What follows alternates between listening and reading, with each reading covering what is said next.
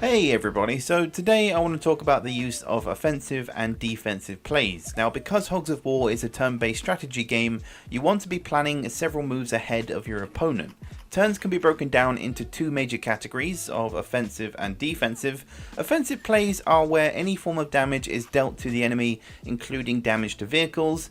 And on the other side, defensive plays are, well, the opposite, where the player focuses on healing and positioning. So let's separate out the four classes in Hogs of War and define what their primary focus tends to be during gameplay. On the offensive side of the fence, we have the heavy weapons and engineer class. Now the heavy is usually always focused on long range damage through the use of the bazooka and mortar, but as the player upgrades the heavy weapons pig, they'll actually find that this class becomes quite capable at the medium range thanks to the flamethrower, which as we know is also perfect against vehicles, but still the main focus here is always on damage. The engineer is very strong at mid to short range with some hard hitting weapons that can really pack a punch against even the strongest of vehicles. Dealing damage to vehicles doesn't count as a defensive move because you are damaging the enemy's armor and eventually the pig inside one of the vehicles when it is destroyed. I find that a lot of the time you should prioritize the use of the engineer for mission objectives such as gathering medals, as they are most capable at dealing with close range threats. Onto the defensive side of things then, and we have the medic. Now this class should not be prioritized for damage. You need to be using the medic to heal your teammates wherever possible. So that means that when you take your turn as the medic or the orderly or the surgeon, your main thought should always be who on my team requires the most amount of healing and what is the best possible method to distribute the healing options that I have at my disposal. The process of healing is defensive, as you aren't using your turn to deal any damage to anybody. I know the medic has offensive weapons, and you may find yourself with spare time during a turn to do both healing and damage, but I'm focusing on the core definitions of these classes. At the heart of things, the medic class is there to heal pigs, plain and simple. But now we have an in-between. The Espionage class sits in the middle between offensive and defensive. They have damage-dealing weapons in the sniper rifle, the poison gas or cattle prods,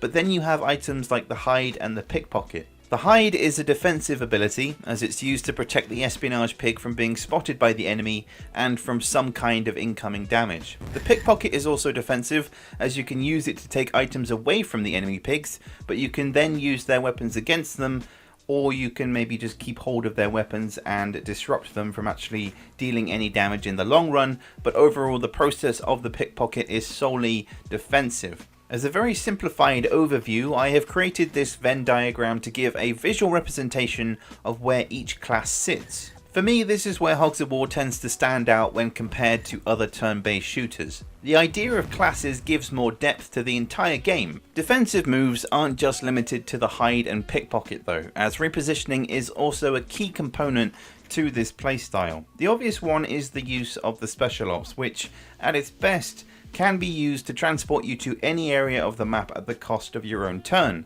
but within that turn, no damage can be dealt to the enemy. You don't just have to rely on the special ops for repositioning though, as using your turn to move pigs out of harm's way is a big defensive play in itself. Environmental assets like trees and buildings can provide you with the perfect cover for incoming splash damage, which you'll tend to use more when the round timer is set to a lower value, predominantly in the later missions of the single player campaign.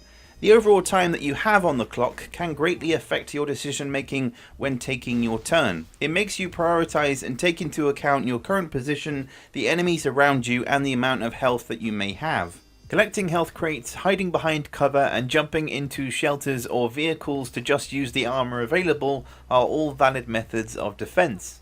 You'll notice that within this video I haven't really talked about the elite pigs of the commando, hero or legend, but that's because I see them as a combination of all four classes. Because of that, if I were to update the diagram from earlier, the commando, hero and legend would all sit in the middle alongside the espionage class, as their weapons and abilities allow for a more flexible playstyle. The elite pigs are technically classes in themselves, but they don't necessarily have specific jobs or roles like the main four classes do. The use of offensive and defensive plays within Hogs of War creates a greater influx of strategy. As I've said before, there is a lot more to Hogs than what first meets the eye. But what I want to know from you guys is, what strategy do you tend to lean more towards? Do you see yourself as more of an offensive player, defensive, a bit of both? Let me know in the comments below. Let's get a discussion going as we always do.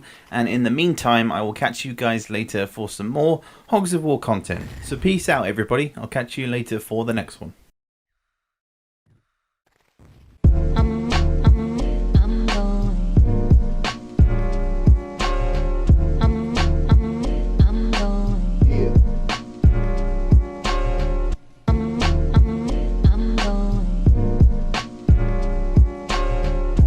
Destination going.